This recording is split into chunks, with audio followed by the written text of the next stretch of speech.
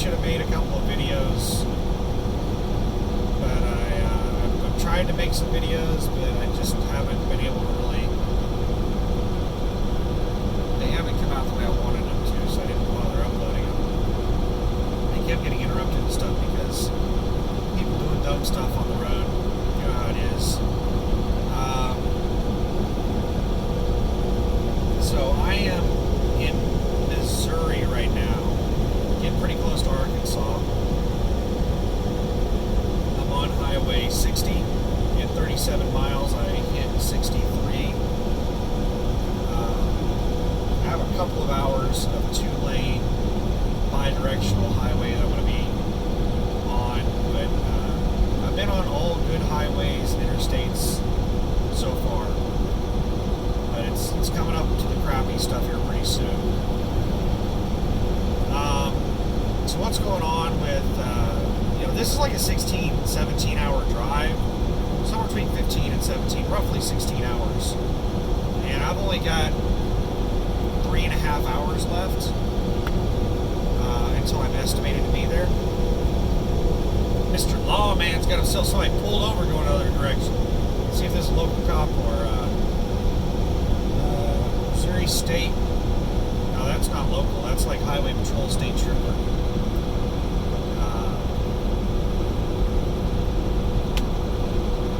There's some big damn bugs hitting the windshield. You hear those things thudding? Now all the four-wheelers slowed down in front of me. I don't know why. But, so what's transpired? I'm not doing a logbook. I'm not following hours of service rules or anything like that, because it's a personal use vehicle. If I were under FMCSA regulations of operating a commercial motor vehicle and following logging rules, then I would have to have about $500 in permits to move this vehicle. So if I were to run a logbook, they could use that against me and say that this is a commercial vehicle and that I have to have those permits. So it's like self-incrimination. So I'm not going to give them any ammo against me. I'm perfectly legal. I can argue with them if they want to argue with me. But I've been pulled into like 3 or 4 weigh stations and just went across the scales. They saw the tag and the movement tag in the window, and I just rolled on through and kept on going. Now, technically, Missouri DOT told me I didn't even have to stop at the scales, but the scales don't state that commercial vehicles must pull in. Every scale that I've gone by that's been open that I pulled into said that any vehicle over 10,000 pounds must weigh. It doesn't define, commercial versus personal or anything like that. This thing's over 10,000 pounds, so I went ahead and pulled in because I don't want, if they run me down and pull me over, they're going to fine and ticket to get me because they're going to be pissed off. Unfortunately, that's just how cops are. And that's kind of why there's protests going on right now. It's because a lot of cops are vindictive and they have low self-esteem and stuff like that. And they use what little authority they have to kind of make other people's lives hell. They abuse the authority that they have. A lot of them do. Not all of them, but a lot of them. And that profession really attracts a certain type of person. People that want that authority for the wrong reasons. But anyway, that's a different conversation.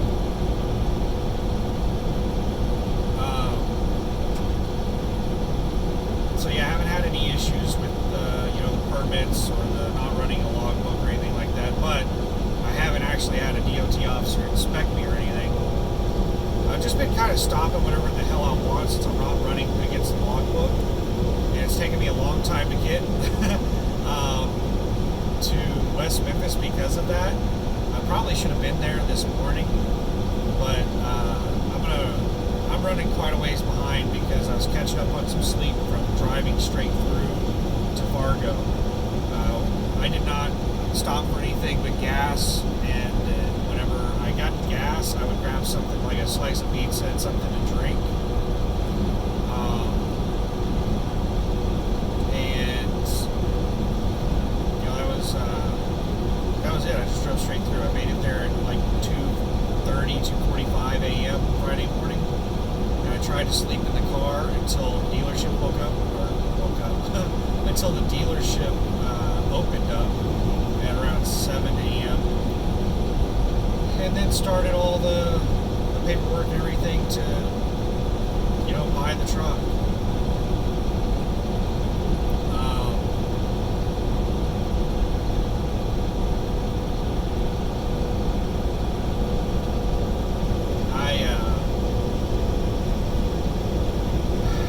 I trusted the sales guy a little bit too much.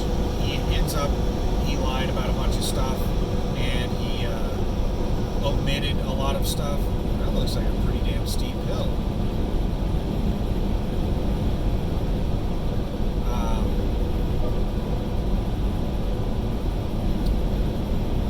The APU did not work. He said that he tested it. He said he tested the air conditioner in the APU and in the, you know, the main truck. And, he said he did a whole bunch of stuff that he didn't do. It took a while just to get the APU to start because it had been so long since it had been started. And the air conditioner on it doesn't work at all. If you turn the air conditioner on, you get a burning smell, and which I think is it. I think it's like burning out the compressor because I think I hope that it's just low Freon. It kicks off after about 30 minutes. One time it gave me a low Freon warning, and I've read that if the Freon is low, then it can burn out the compressor. So I'm hoping that like overheating smell, burning smell or whatever, was just the compressor getting too hot because the Freon was low. So I need to get it serviced. I called around. 2 different dealers wanted to charge $300 or more just for labor. That was not including parts. That wasn't including putting Freon in. That was just labor. To do a routine service, which is basically just an oil and filter change.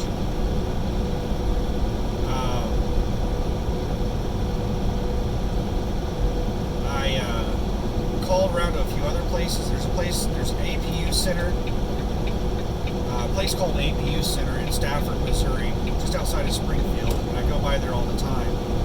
So I gave them a call. They charge $125 for a service.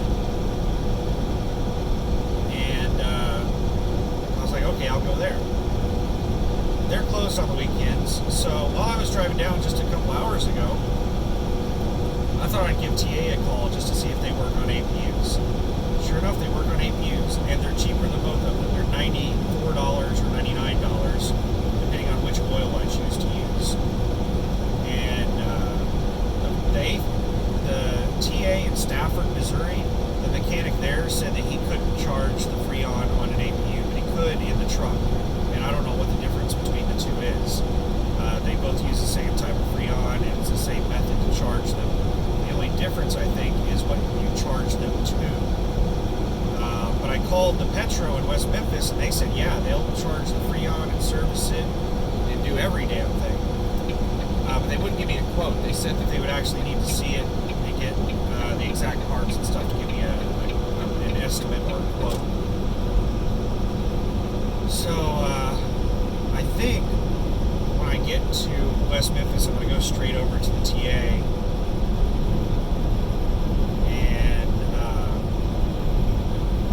them do the service on it and charge the Freon on that and the truck, and hopefully that fixes all the problems with it.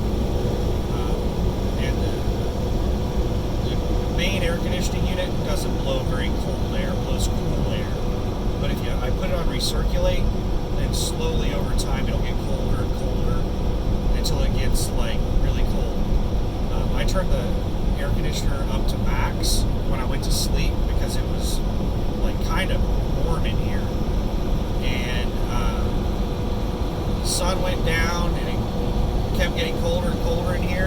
I woke up so cold, I didn't want to get out from underneath the covers to turn the air conditioner down. It was freezing in here.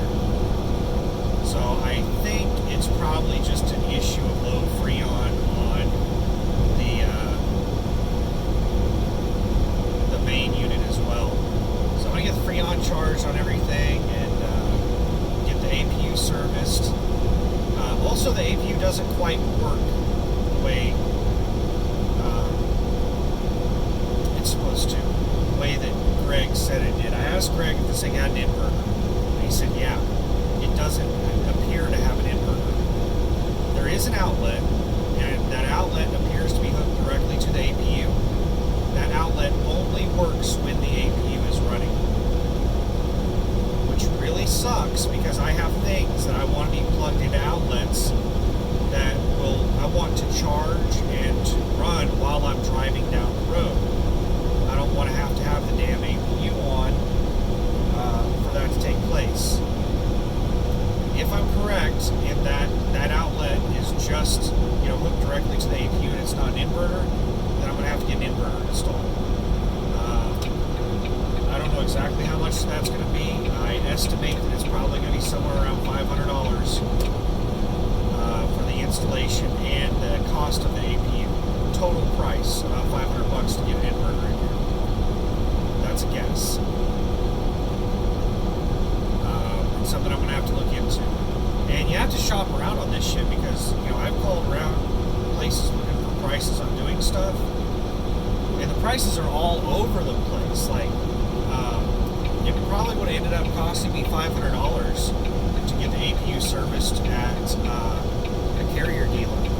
But I'm going to get it done at a TA for $100. I'm going to ask the shop to see how much they charge the USA Trucks terminal. I can get some work done there. And I'll ask them to see what they charge to service it. And, see if they'll charge the Freon and all that stuff.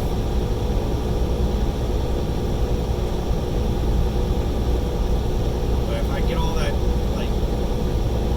I don't know, I'm still undecided on what exactly I'm going to do on everything. But I hope it's, relatively easy fixes. And, inverter, once I get the inverter in here, that's going to be really nice, because right now with the one single outlet that I have only working whenever the APU is running, that really sucks. And the APU, if I turn the air conditioner off on the APU ran for about 3 hours. That's the longest I've run it. It ran for about 3 hours without erroring out or turning off. So I hope that is I hope the Freon issue they solve problems with it. Everything else with the truck seems really good. The engine runs really good. There are some engine noises that are a little concerning.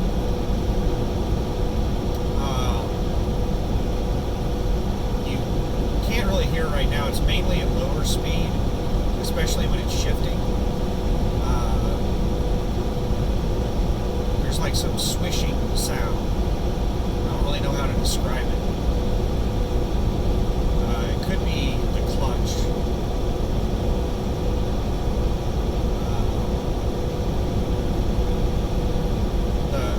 One other major issue is the damn headlights.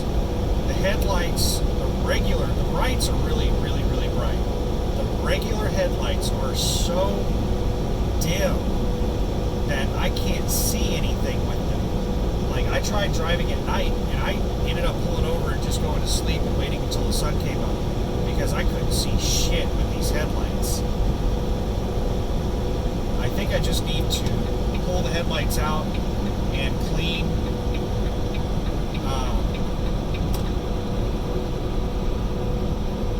in behind. I need to clean the backside of the lens where the bulb goes in at. I think that's all I need to do. I hope. But yeah, right now I can't drive this thing at night. I'm also going to clean the outside of it really good, see if that helps. Unfortunately, I don't have like rags and stuff to clean with.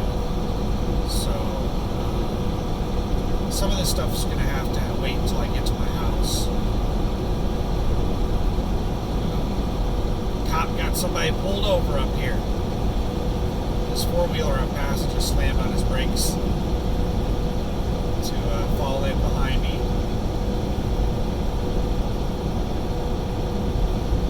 Cop's got his doors open. Yeah. We're all good. Missouri's out working today. Earning their paycheck.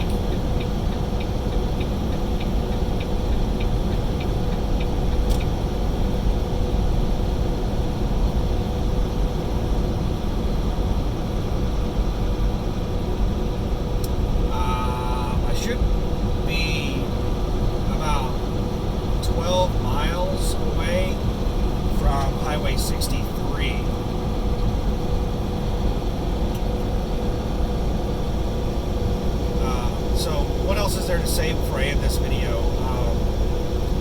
So I should be in West Memphis probably around 9 p.m. tonight, Saturday night, and I don't really have anything to do until Monday morning. I might try to get the APU serviced on Sunday.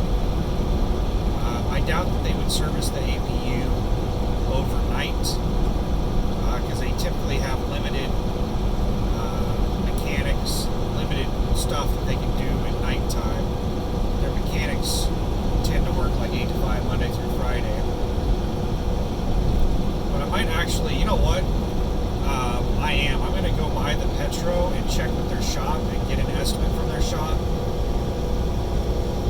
Another bad thing about getting all this work done right now is that technically I can't do all of this stuff as tax write-offs.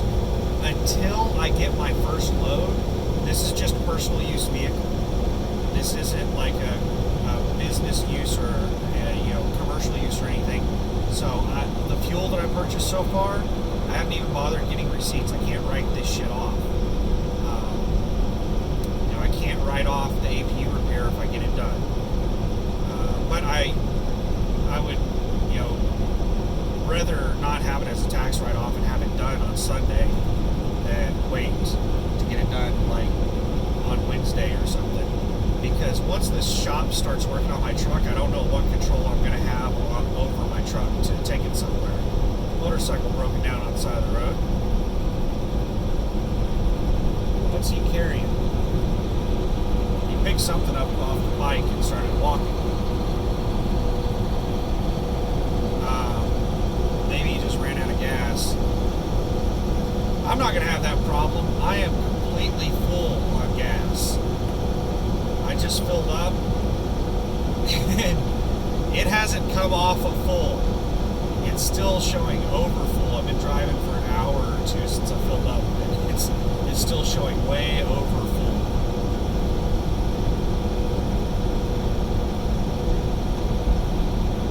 The Volvo in general, this thing is far superior to the Kenworth as far as the interior goes, the quality of how everything's made. All the cabinets, the workstation table thing, everything is like really well crafted, made to last.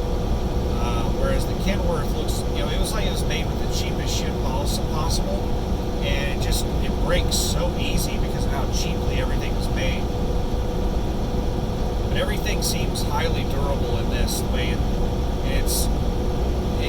the interior of the Volvo seems designed for comfort, whereas the interior of the Kenworth just, I don't know, I don't even know if there was a design to it.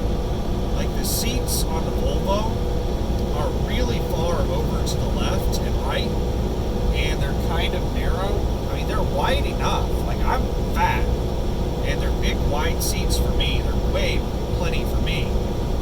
But one little minor sacrifice to having the seat so far to the left or to the right is that in the Kenworth, the seat is so far away from the door that you can't use the door as an armrest.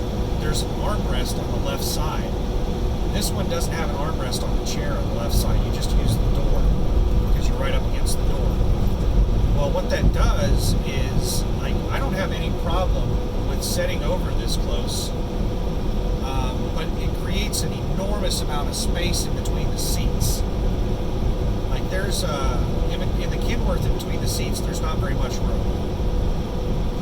In between the seats on this Volvo, you can probably stand two people side by side in between these seats. Two good-sized people. There's a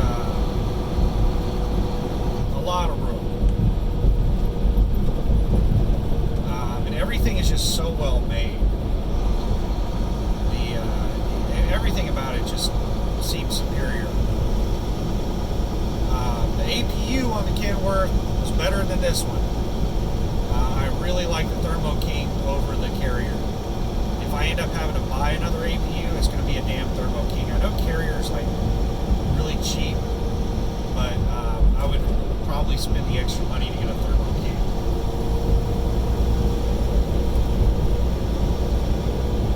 I think a brand new Carrier APU is around $6,500. Like this one that's in here right now, if I were to replace it with another one that was similar, brand new, I think it'd be $6,500.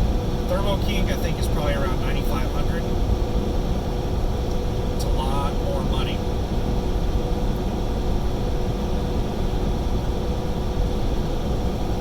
I sent the bill of sale and the title and a whole bunch of crap to, I took pictures of it and sent it to Christina, and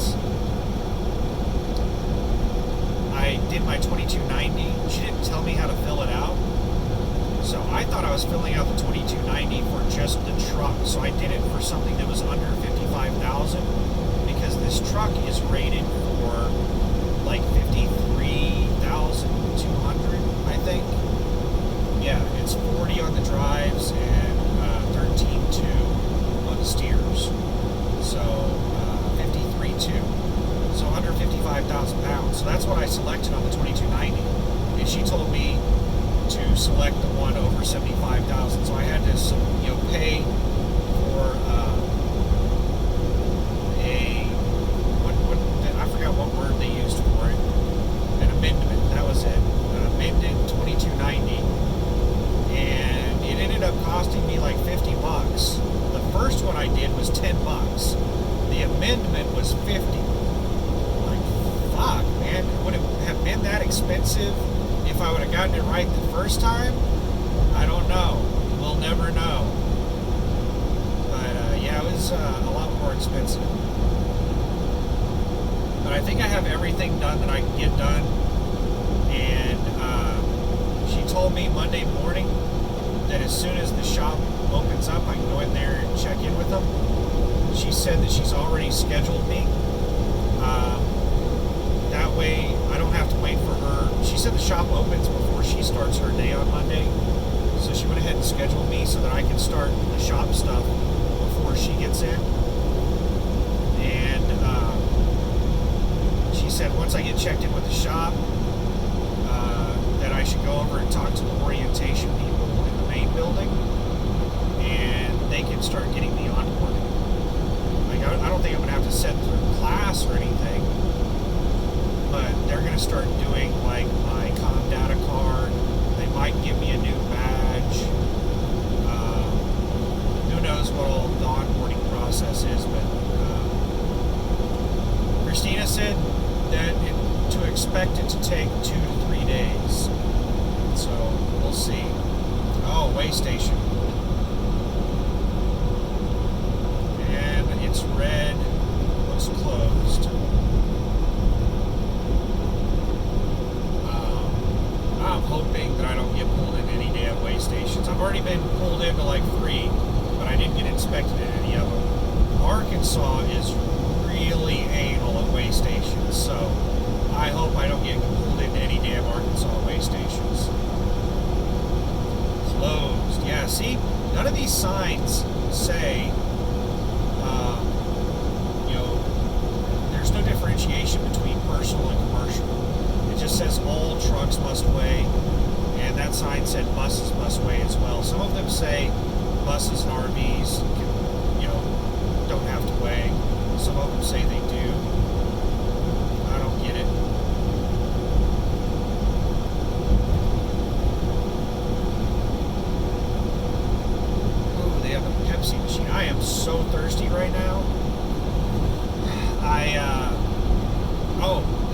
brings up something else, the refrigerator.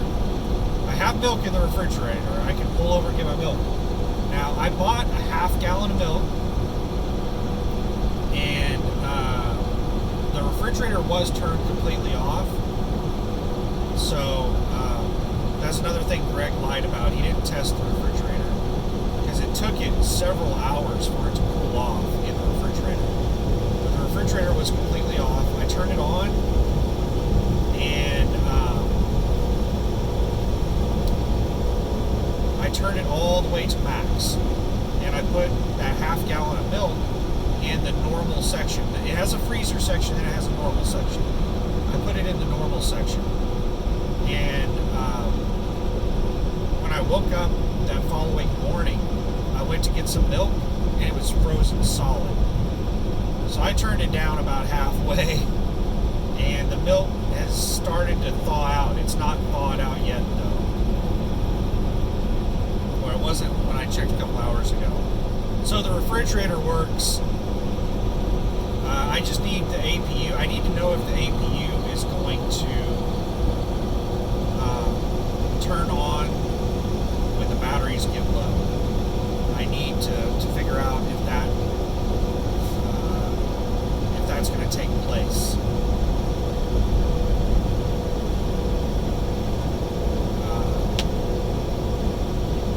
And I need to get an inverter in here. Yeah, I need to do a whole bunch of shit. So I have a bunch of things on my to-do list. Luckily, though, I think everything I need to do to get this truck into a condition that I'm really going to like is going to cost at most a couple $1,000. Probably less than $1,000. But on the high side, I think a couple of $1,000. And I think with the deal that I got on this truck, that still puts me in the realm where this was an incredible buy. This is a really good purchase. But I am a little irritated with Greg. But yeah, there's a whole bunch of shit that I need to do to get this truck the way that I want it. And it seems like the windows and the windshield and everything are bigger on the Volvo. I seem to have like more visibility in the truck. Oh, speaking of visibility, this damn thing doesn't have hood mirrors. What the hell? I didn't even notice that this thing did not have hood mirrors.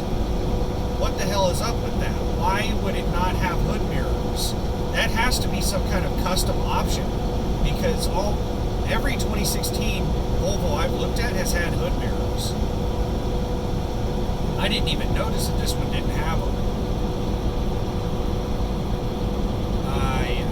I need to check and see if the mounts are there for hood mirrors, to see if I can have hood mirrors put in. I would really like to have some damn hood mirrors. And something else that would be really awesome is if I could run across somebody that had standard like mirror coverings, and I could trade them their standard covers for these chrome covers. I am not a chrome person. I cannot stand chrome. I would much rather have just standard black covers on the mirrors. I know there's a lot of people who love their chrome, but I'm not one of them. That's about it. That's enough of my ramblings. It's been beautiful weather there and back. I can't remember any bad weather. Been a really good drive both directions. But yeah, the headlights are an incredibly high priority. I can't drive at night right now with this thing because I can't really see anything with the headlights. It's really dangerous. I'll try cleaning the outside of the lens and see if that gets me enough that I can drive at night, and I can hopefully improve it by cleaning the inside of the lens. I think they just need to be cleaned. That's it. I have bulbs that I can put in and try and see if maybe the bulbs themselves are dim, but I doubt that's it.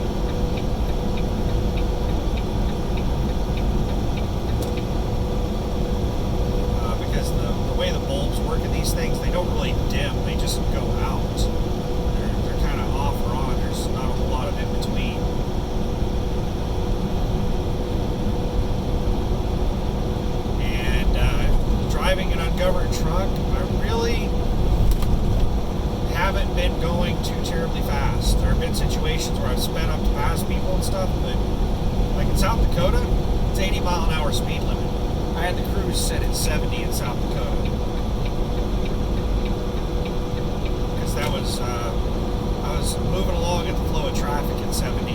Yeah, a few people were passing me, but there are so many vehicles that are governed at 70 that whenever I got up to 73, I was just passing too many people. So 70, I was moving along at a good pace and not passing many people. And the fuel miles per gallon, this thing, between 65 and 70, there isn't really a big difference.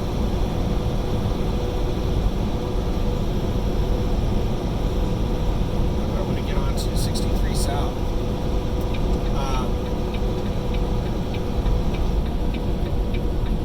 Whether I set the cruise at 65 or 70 doesn't seem to make a big difference in miles per gallon. But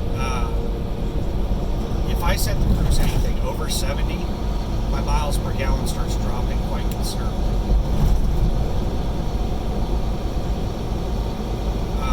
So that was another reason that I decided to go 70, because yeah, it was just burning the hell out of fuel.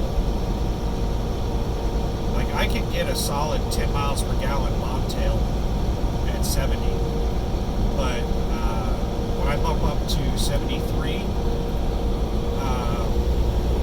I was getting like 8.5 to 9. So a gallon to a gallon and a half. I'm not exactly sure.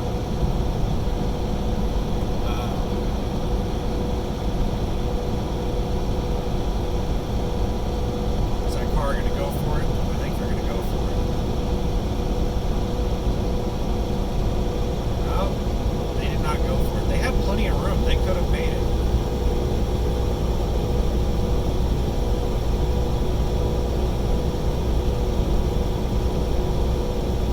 Just couldn't judge the speed.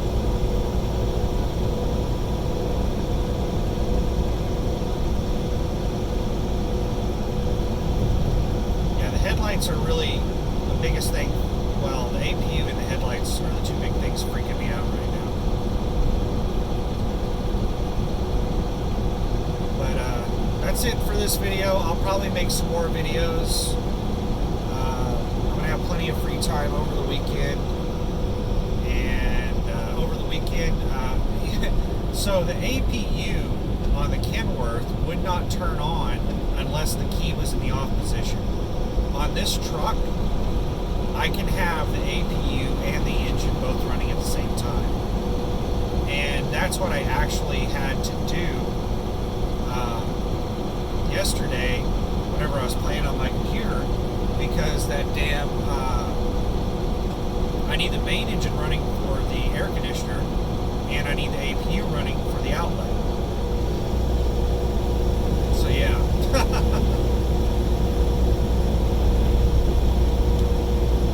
This poor car can't pull hills. Every time we get to a hill, he slows down by a lot. He's passing me right now. He's trying to get around me, but he slowed down on the hill. Now we're going downhill and he's speeding back up. Watch him slow down on this hill. Looks like they're going to be able to coast over this one. The next one, we'll see. See, they're about matching my speed right now. They slowed down on that little bitty hill. Let's see what they do on this one. What the hell is that thing? Do you see that thing that's cresting the hill right now in front of us? Is that a trike? Looks like a homemade trike. Oh my god. I can't end the video yet. We've got to go find out what the hell that thing is. We're catching up with it.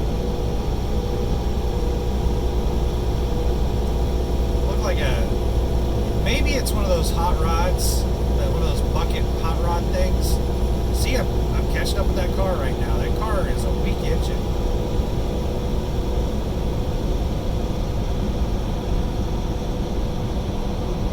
I don't know if it's going to be a while before I catch it, if I catch it. Well, it's all downhill for here, so this car should be able to pull away from me now.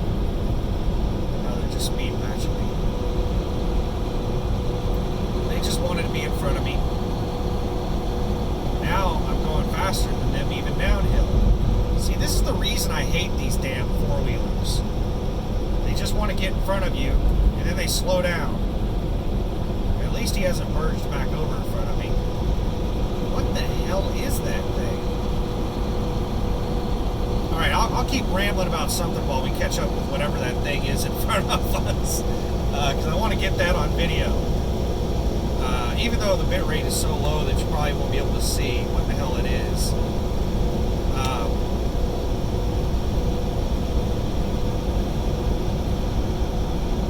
I wish those two cars would pass it so I can get a clearer shot at it.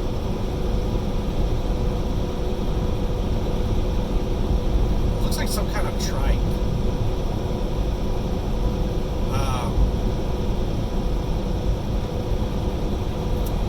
What else is there to say? The automatic transmission on this thing is absolutely amazing. I can accelerate, as a bobtail, I can accelerate almost as fast as a car.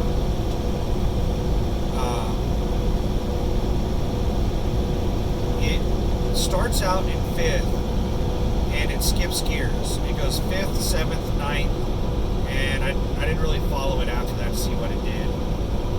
But it accelerates really quickly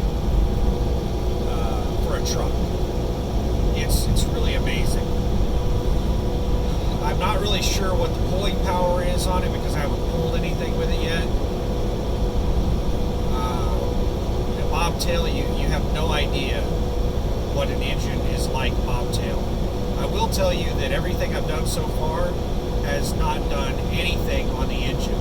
The engine temperature has been at 180, which is like the minimum warm temperature, and nothing I've done has taxed the engine to raise it above 180.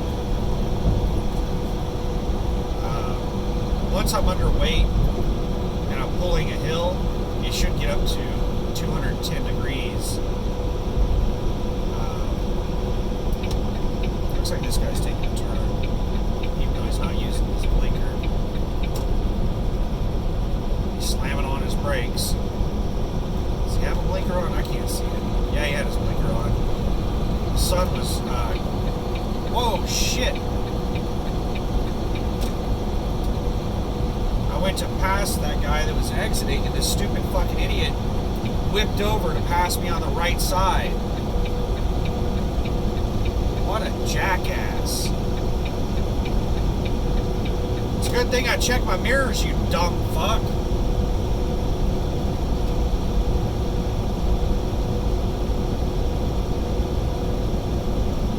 So many bad drivers on the road.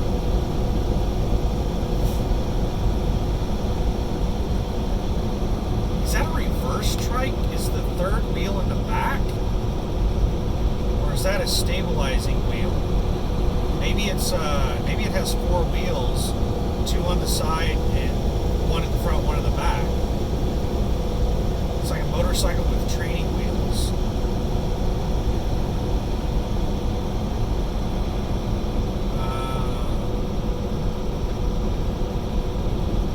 No, it's one of those trikes that has, yeah, it's the 2 big wheels in the front and then the smaller wheel in the back. And it looks like there's 2 people on it.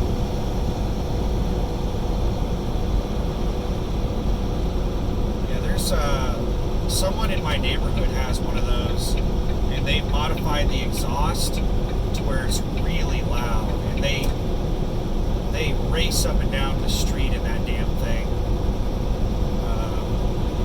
It's really annoying.